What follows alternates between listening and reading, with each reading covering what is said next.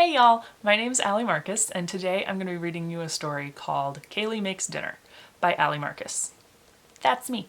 So, I know it's hard being cooped up inside all day long, but writing this story definitely got my creative juices flowing, so maybe it'll inspire you to write your own story. So since I wrote it myself, I don't actually have a book to read to you from, but I do have it all on my computer. So that's why I'll be looking down to the side during most of the video, because that's where I'll be reading from. But I'm going to also put the words up on the screen so you can follow along with me. Sound good? Let's get started. It was day 5 of quarantine. Kalie's dad had taught her that word when the mayor of Indianapolis made a big announcement on the news. Starting tomorrow, every school in the city of Indianapolis will be closed. We are doing this in an effort to keep our students and teachers safe and healthy so that they can self-quarantine, the mayor had said. Quarantine?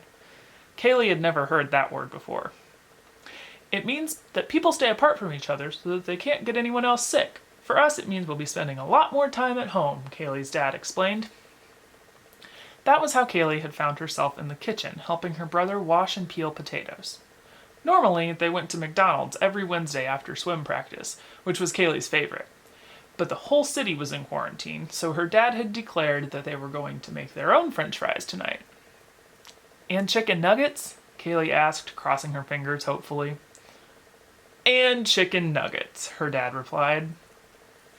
Quick pause.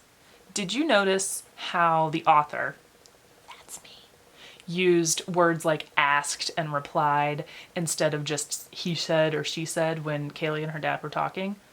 Why do you think that is? Sounds a lot more interesting to say things like asked or replied or exclaimed or cried instead of just he said, she said, he said, she said. See if you notice that anymore in the rest of the story. Duh, Kalie. It's Wednesday. We always have chicken nuggets on Wednesdays, her brother scolded, rolling his eyes. Kalie resisted the urge to stick her tongue out at him. See? Look. Again. Scolded. Much more interesting than said. Back to the story. While their dad dipped little pieces of chicken in a mixture of eggs and water, rolled them in breadcrumbs, then dropped them in the sizzling frying pan, Kalie scrubbed the potatoes under the running water. When each one was clean and ready, she put it in the pile for her brother to peel. Psst. Kalie looked at her brother. He was sticking his tongue out, concentrating on peeling the potatoes carefully over the trash can. Hey! She looked at her dad. He was humming some goofy song. It sounded like he was making it up as he went along. But it didn't have any words. Who said that? It's me! I said that! Kalie jumped. It couldn't be. It was the potato in her hand! Sorry, I didn't mean to scare you, the potato apologized. It looked like it meant it, too. Kalie's eyes almost popped out of her head, and her jaw dropped.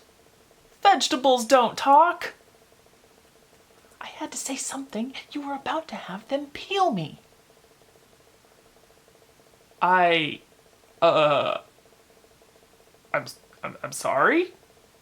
Kalie stammered. Look, that's another way to say said, and it's much more descriptive. She was so shocked that this potato was talking to her that she almost forgot how to talk herself. Kalie didn't know what to do. She looked at her dad, then her brother. Neither of them had noticed that this potato was talking to her. How was that possible? She looked at the potato.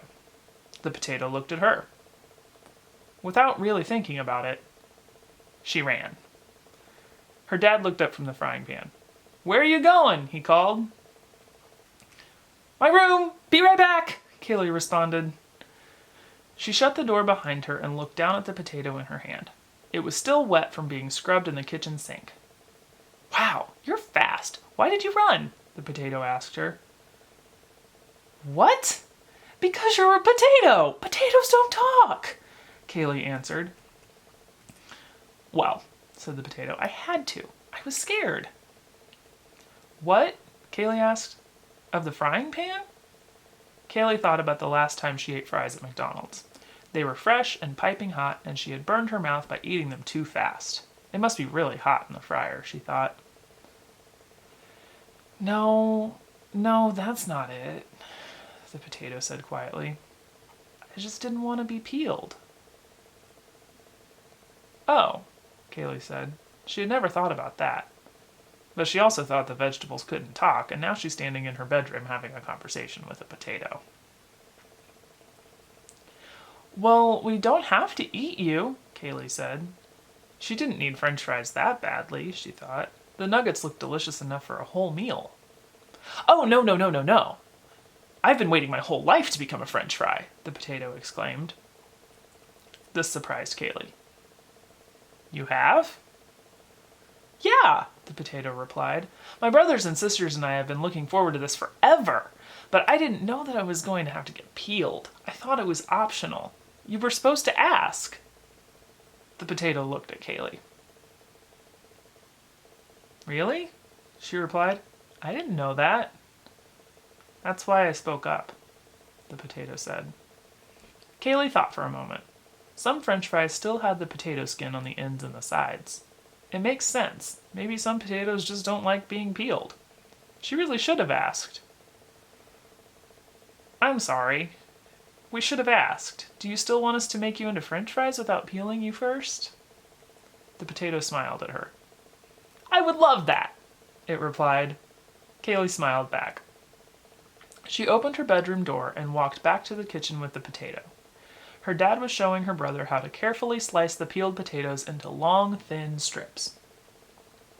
You're back, Dad exclaimed when he saw Kalie walk around the corner. We were waiting on you. Kalie held out the potato to her dad. You forgot one. Thanks, Dad said as he picked up the potato peeler. Kalie jumped to grab his arm. No, it doesn't want to be peeled, she cried. Dad looked surprised. Her brother scoffed. How do you know? Potatoes can't talk, her brother said. Kalie didn't know what to say to that. Normally, she would have agreed, but today was a little different. Lucky for her, and the potato, Dad jumped in. That's okay, this one can be steak fries. Kalie smiled, and she couldn't be sure, but she was pretty sure she saw the potato smiling too. Wow, what a crazy experience Kalie had in that story. So here's the question that I'm going to leave you with. What would you do if your dinner all of a sudden started talking to you? Do you think your family and friends would believe you if you told them about it? Why or why not? Leave a comment down below and explain your thinking.